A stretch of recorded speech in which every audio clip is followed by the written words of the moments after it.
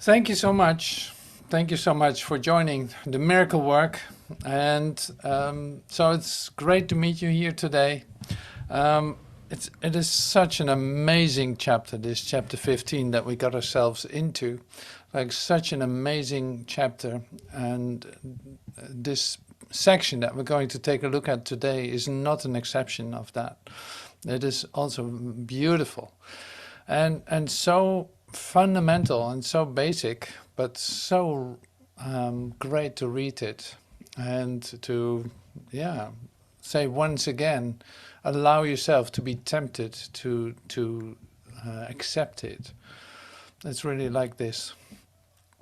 So to keep it really basic, we start with the lessons, like the very basic lessons, the beginning lessons, and we're at number 4. And so I'm going to start reading that with you so that we start with an, say, open mind as like, okay, let's take a look at what was this again? Lesson 4 is, what was that again? Well, here it is. Lesson 4. Here's an interesting thing. These thoughts do not mean anything. They are like the things I see in this room, on this street, from this window, in this place. These thoughts do not mean anything. Unlike the preceding ones, the exercises do not begin with the idea for the day. In these exercise periods and these practice periods, begin with noting the thoughts that are crossing your mind right now. What thoughts are crossing your mind for just a minute? And then apply the lesson. If you are already aware of unhappy thoughts, use them as subjects for today, for the idea.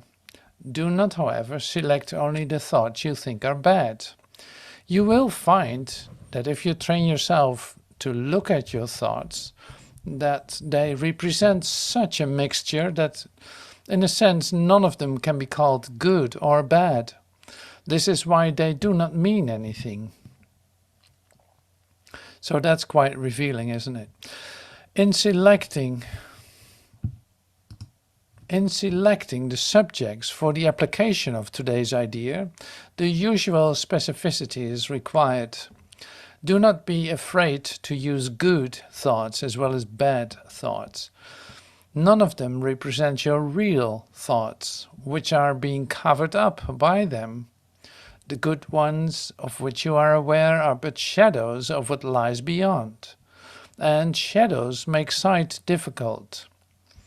The bad ones are blocks to sight and make seeing impossible. You don't want either.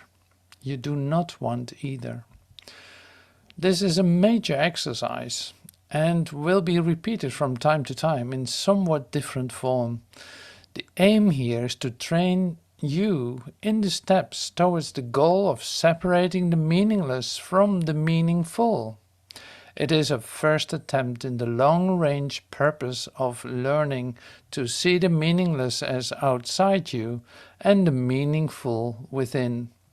It is also the beginning of training your mind to recognize what is the same and what is different.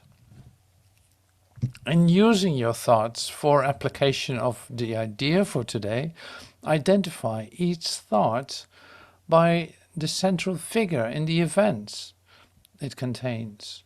For example, this thought about so-and-so does not mean anything. It is like the things I see in this room or wherever you are. This thoughts about this body does not mean anything. It is like the things I see in this room. And so on and so on and so on. You can also use the idea for a particular thought which you recognize as harmful. This practice is useful, but it is not a substitute for the more random procedures to be followed for the exercise. Do not, however, examine your mind for more than a minute or so. You are too inexperienced as yet to avoid a tendency to become pointlessly preoccupied. Further, since these exercises are the first of their kind, you may find the suspension of judgment in connection with thoughts particularly difficult. Do not repeat these exercises for more than 3 to 4 times during the day. We will return to them later. So, harmful ideas, you can fill them in. So let's take a moment and just take a look at what it is that the thoughts are that running through your mind at this point of the day, exactly right now. So what are your thoughts? And check it out. And then you can do the exercise if you feel like doing that.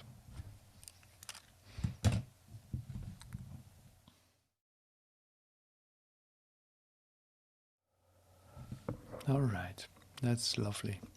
So then you can fill them in, like this thought about you fill in what you have thought. Do not mean anything. They're just like the things in this room. You know, take your time to do it, just a moment. This thought about cancer doesn't mean anything. These thoughts about how long are we going to do this exercise do not mean anything. It is like the things in this room. This thought about what am I supposed to do today does not mean anything. It is like the things in this room. This is warming up. You could say it's warming up. So now the thing that comes to us is the littleness versus magnitude chapter of section of the chapter. And here it is like in fact a great demand for your total honesty, because you're not always aware when you choose for littleness or for magnitude. Like that is where the whole confusion lies, you could say, in our spiritual awakening. This is something that's going to take a moment, most of the time, but it doesn't have to. So I don't want to pin it down to that it will take a long time to discover the difference between littleness and magnitude. So there are some very basic questions that are going to be asked that actually are so helpful. And you'll see, we'll get to that. But they're so helpful because it will pop up in your mind when you have to make a decision. Or what am I doing? What am I choosing for? You know, what is it? During my day, I'm confronted with all kinds of ideas. I have to decide something or nothing, but it's like that's a decision too. And in order to speed up our process of awakening, to recognize the truth of who we are, which is the only thing that's going to bring us peace and contentment and fulfillment, and happiness and joy, this exercise or this chapter is very, important in seeing what it is that you're actually doing and how to deal with it. Like there's literally a lot of keys that are given, a lot of tools that are given in this part of the chapter. And it's so much comes down to what is the gift that you are going to give yourself, you know? What is the gift that you are going to give yourself? Well, it's a great Christmas chapter. I cannot say anything else. It's like it talks continuously about gifts, but so different than the little gifts of the world, which aren't gifts at all. So, yeah, that's why this is really the Christmas chapter, but it will turn your Christmas upside down in a beautiful way. So that's why I love to say walk through it with you, and that's why I'm going to do that. So the first couple of sheets that I will read to you speak really for themselves, and then suddenly we're entering into some questions, like I said, and I'm going to take a moment to really go through that. And it is really like a discovery. It's more like, it's very much like a veil being lifted. Now we use that word maybe quite a lot, like the veils being lifted, but here it comes down to practical choice and practical, say, you-ness in this. Like, what are you going to do? What are you choosing for? Are you aware where you're choosing for? Do you know what littleness means? And do you recognize what it actually is? Now you will see that will open up quickly as an idea, like as a concept, but then the real acceptance of it will come and the real practice with it will come up. And so it's like, it's not enough to say like, yeah, I'm choosing for magnitude. Yeah, I'm choosing for magnitude. Like, I don't like littleness at all. But then not knowing what it is, then it doesn't make any sense either. It becomes just an idea. So this, yeah, this in this practice we slow that down to actually drag it out a little bit so that you see even more clear what is going on with this choice. Because the offering of magnitude is totally lovely. Is the practice that we do, in fact. And the vigilance against littleness is not for the little. It will say that too. Like, it's not for the little. So that's a funny way of saying that. So like, it's not for the little. It's like you have to be really firm. Like, you have to be really vigilant for the truth. And taking time to actually let yourself be shown what the difference is. Because it might not always be that clear. Since littleness can be very shiny and very attractive and very, yeah, you'll see. But when you really take a look at it, it just is nothing. But it has great consequences for your experience of yourself. And also, say, your experience of yourself is also very much related to the way that you see yourself. So that's exactly where the changes can occur. And yeah, so wonderful. So I'm going to share the sheets with you, littleness versus magnitude. So VS is for versus. And I know in the French translation it was translated as the United States, but that's not really, it's not about the United States against magnitude. So versus. So here we start. No, this is number 10. We'll start with 1.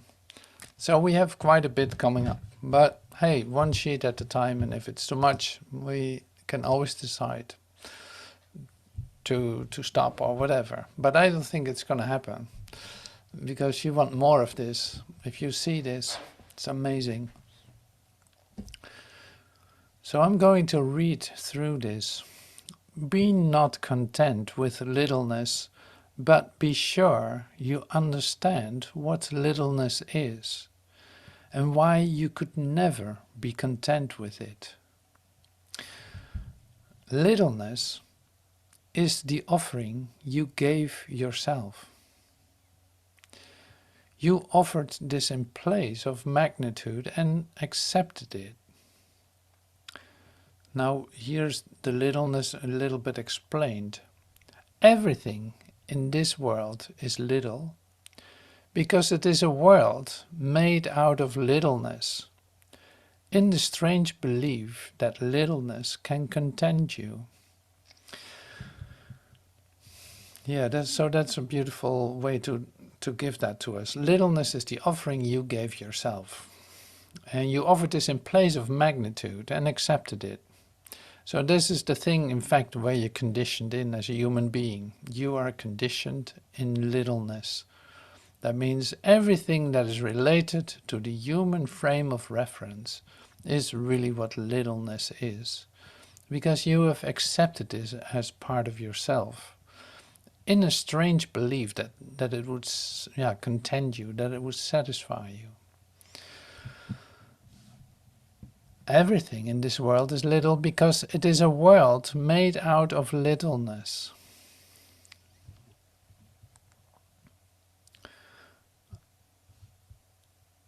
when you strive for anything in the world with the belief that it will bring you peace,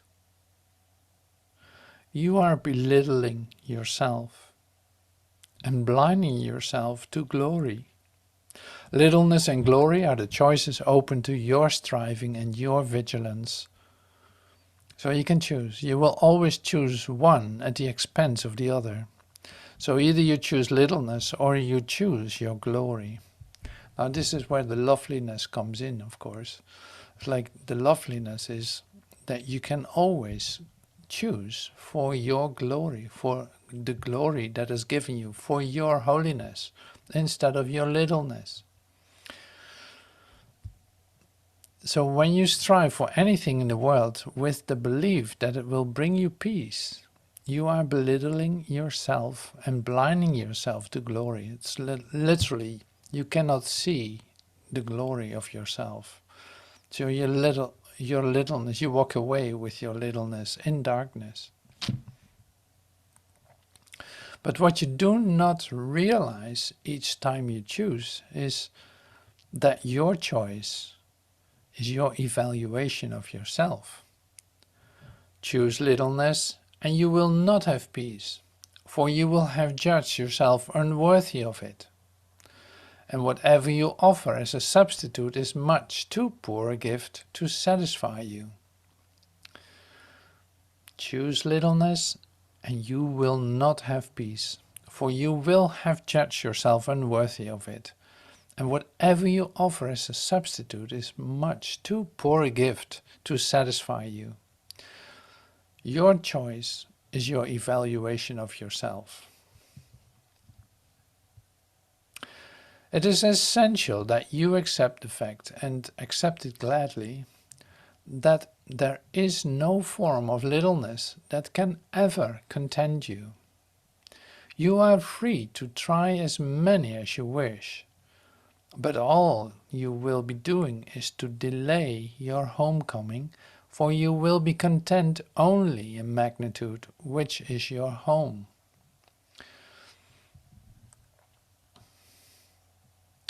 Every decision that you make stems from what you think you are, and it represents the value that you put upon yourself. Believe the little can content you, and by limiting yourself, you will not be satisfied. For your function is not little, and it is only by finding your function and fulfilling it that you can escape from littleness. So here's a key. Your function is not little, and it is only by finding your function and fulfilling it that you can escape from littleness. All your striving must be directed against littleness, for it does require vigilance to protect your magnitude in this world. To hold your magnitude in perfect awareness in a world of littleness is a task the little cannot undertake. Yet it is asked of you in tribute to your magnitude and not your littleness, nor is it asked of you alone. So now we went through the basics, like you now have an idea about what littleness is. Like littleness is every gift that you gave yourself, every acceptance that you did as a human being, thinking that you are in a three-dimensional world, an objective world, where there are separate objects, where there's, say, differences, where somebody has more and somebody has less, and somebody is poor and somebody is rich, and somebody is sick and somebody is healthy, and all the duality that you accepted as part of yourself is literally where you chose for and accepted it. And so, like I said, it's the conditioning of the human condition. It is the way that you see yourself as a human being. Now, in your awakening, there's a lot of that still, say, circulating as ideas about yourself, thinking that you have to choose for littleness because of some reason.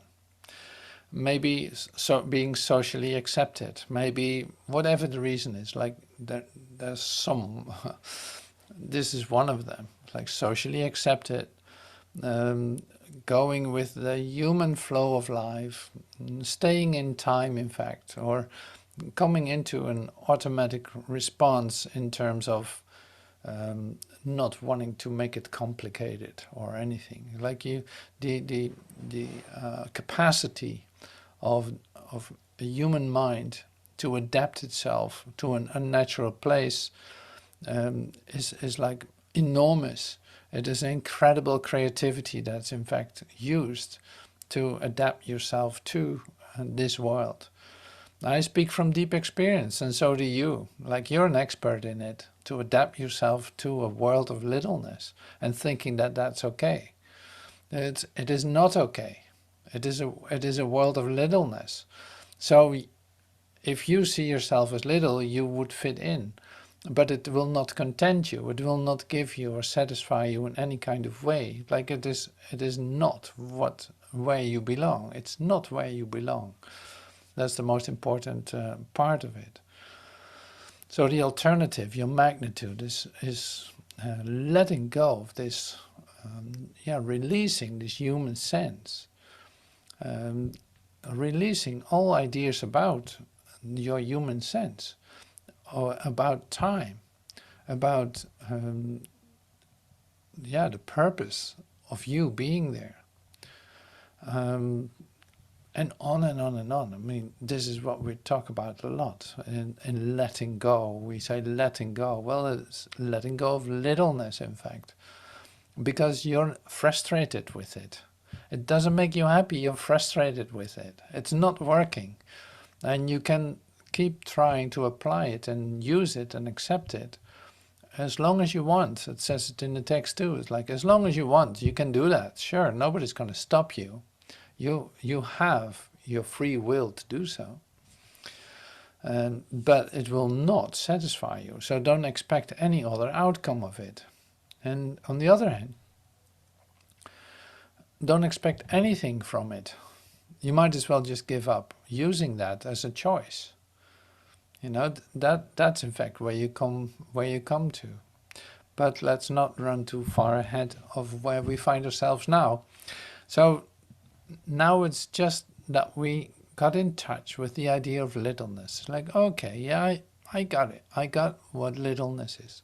Now, why would that be so difficult to say, be vigilant against? Like, if I allow myself to experience the oneness and the joy, my glory, my happiness from withinness, what could possibly be my problem? That's right. That's right. There would not be a problem. So you find yourself suddenly in the place where you actually belong. No problem. It's great. It's great.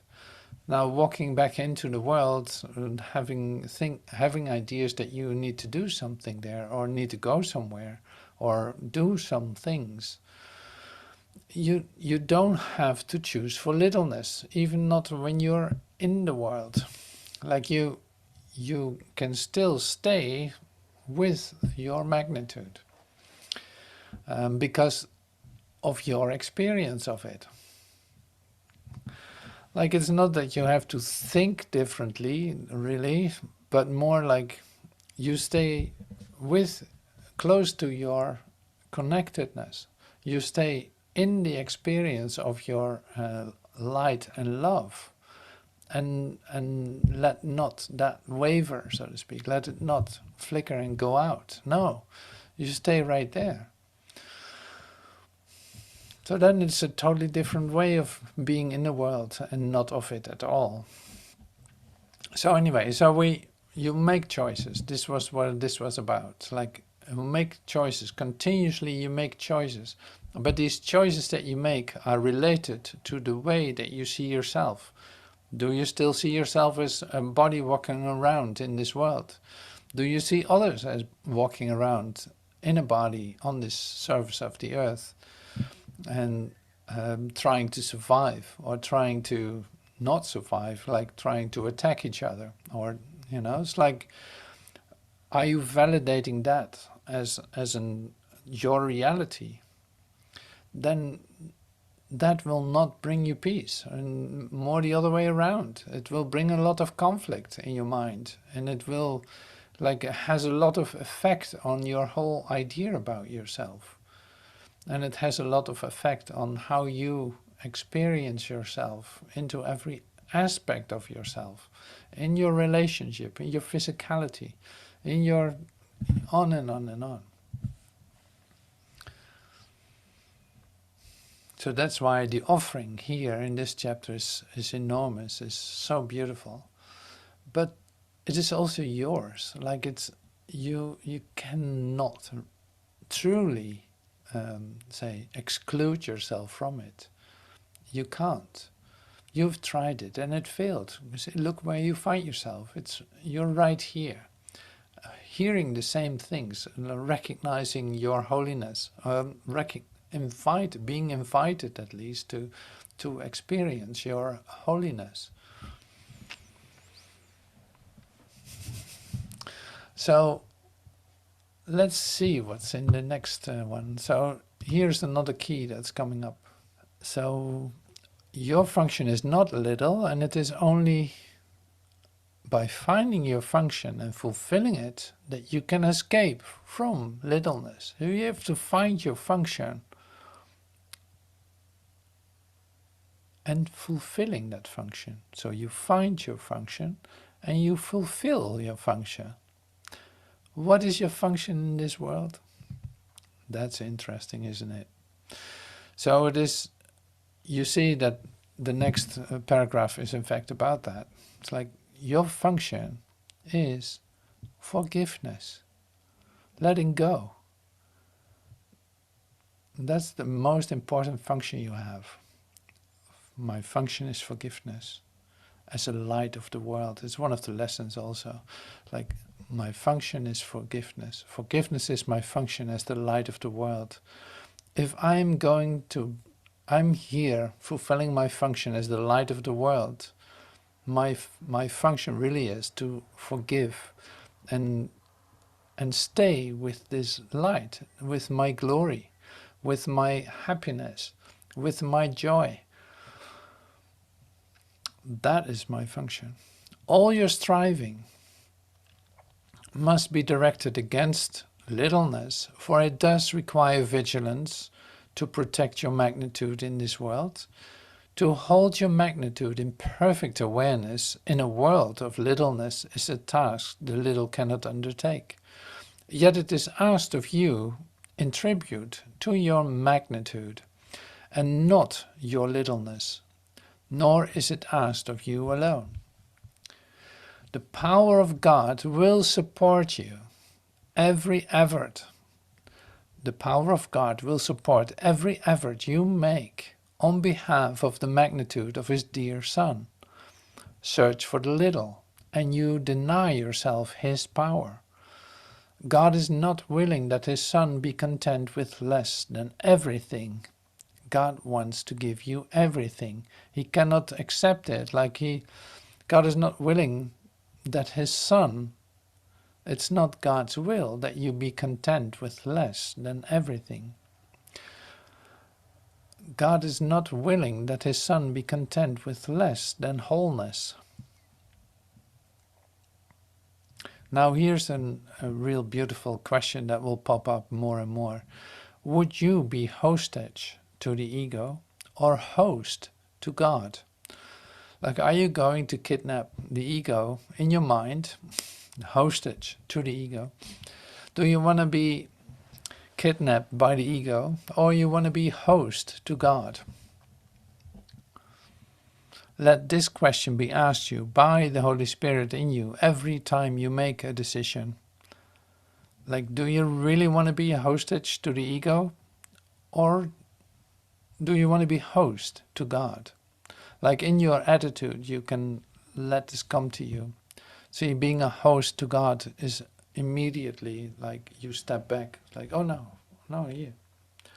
I offer everything to you, like I don't want anything else. So immediately you hand over what appeared to be a decision to make, and you hand it over to Spirit.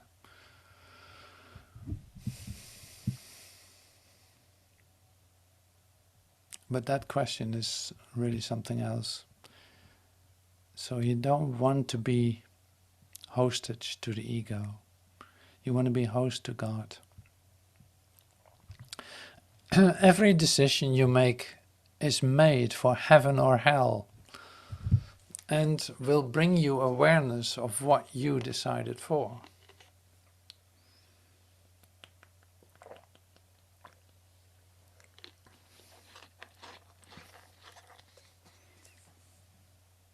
The Holy Spirit can hold your magnitude, clean of all littleness, clearly and in perfect safety in your minds, untouched by every little gift the world of littleness would offer you. Decide for God through Him, for littleness and the belief that you can be content with littleness are the decisions you have made about yourself. Your littleness deceives you, but your magnitude is of Him who dwells in you and in whom you dwell. In this season, which celebrates the birth of holiness into this world, join with me who decided for holiness for you. It is our task together to restore the awareness of magnitude to the host whom God appointed for Himself. It is beyond all your littleness to give the gift of God, but not beyond you. It is beyond all your littleness, but not beyond you. For God would give Himself through you.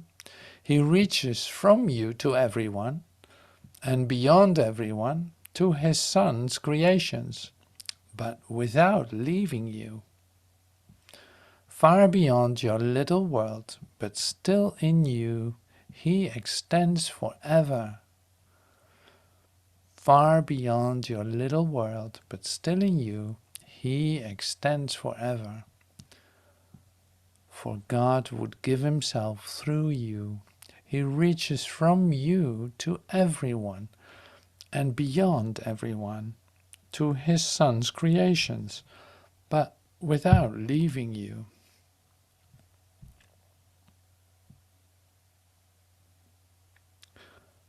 Far beyond your little world, but still in you, He extends forever.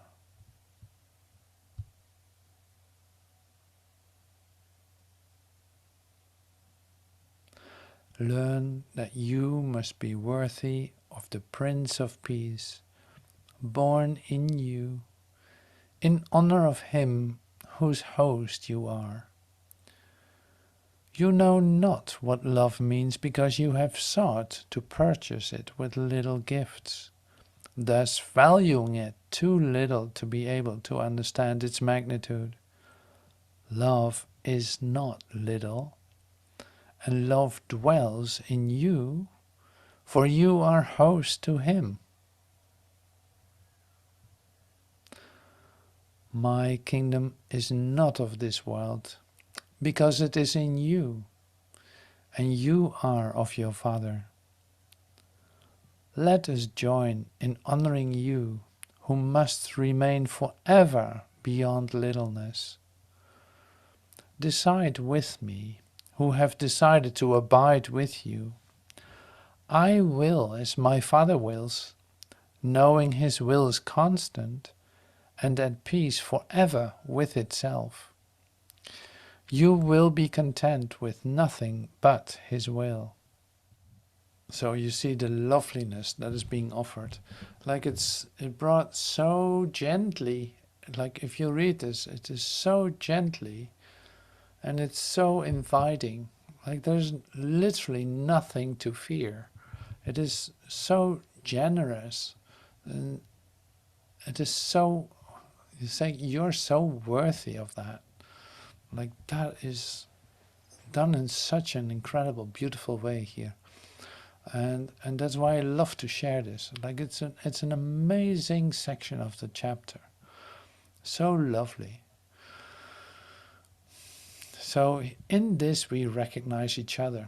In my experience of the love that I suddenly discover, and the love that is of such magnitude that I had no idea. That it has nothing to do with any idea I hold about love. These ideas I hold about love are the same as the things in this room. You know, they're meaningless.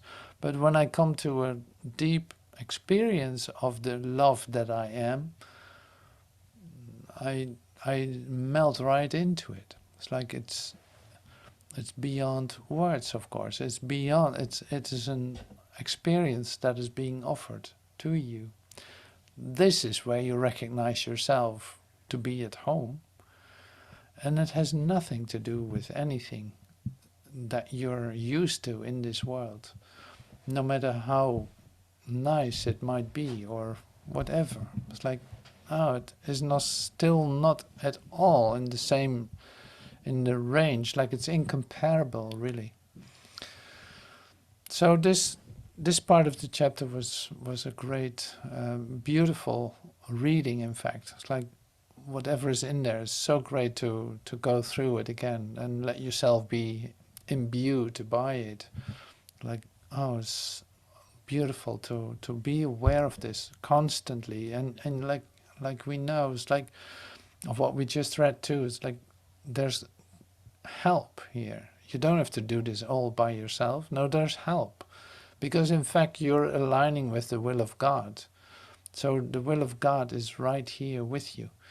In that, suddenly something can happen in which you are experience your support.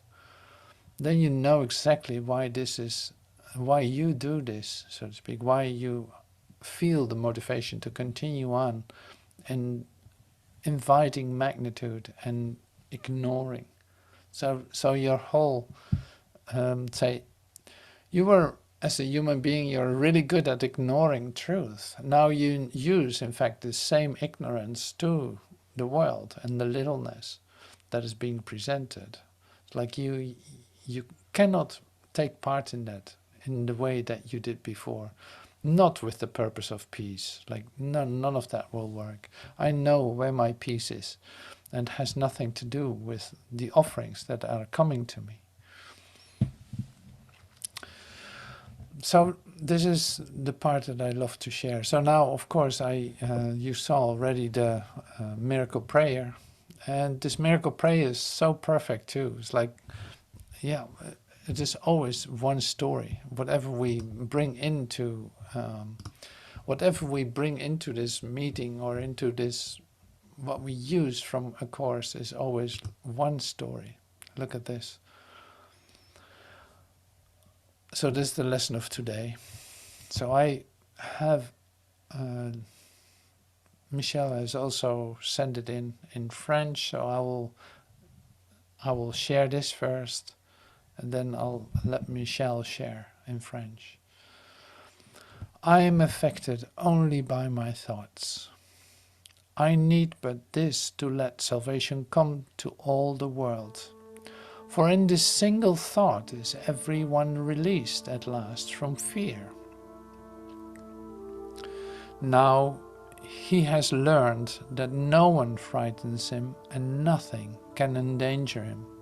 He has no enemies and is safe from all external things.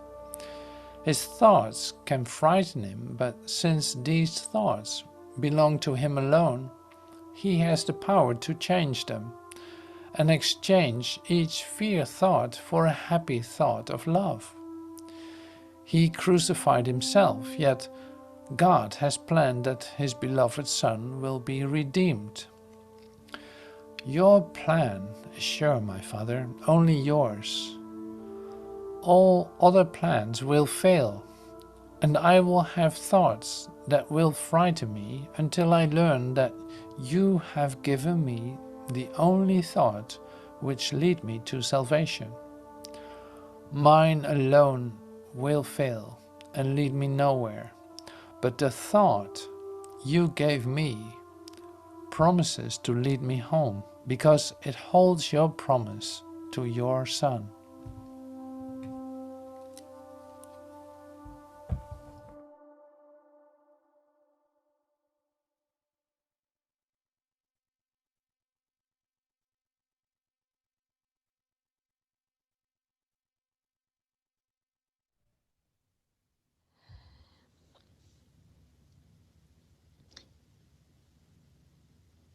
je ne suis affectée que par mes pensées. Il n'est besoin que de cela pour que le salut vienne au monde entier, car de cette seule pensée, chacun est enfin délivré de la pensée, de la peur. Maintenant, il a appris que personne ne l'effraie, que rien ne peut la mettre en danger. Il n'a pas d'ennemi et il est à l'abri de toute chose extérieure. Ses pensées peuvent l'effrayer, mais puisque ses pensées appartiennent à lui seul, il a le pouvoir de les changer et d'échanger chaque pensée de peur contre une pensée heureuse d'amour.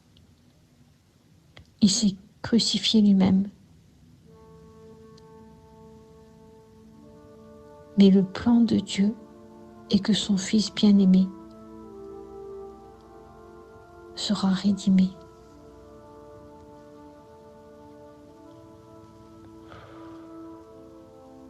Ton plan est sûr, mon Père, et le tien seul. Tous les autres plans échoueront. Et j'aurai des pensées qui m'effraient jusqu'à ce que j'apprenne que tu m'as donné la seule pensée qui me conduise au salut.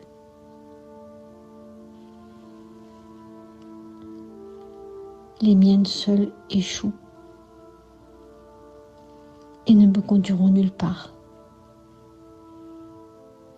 Mais la pensée que tu m'as donnée promet de me conduire chez moi, parce qu'elle contient ta promesse à ton Fils.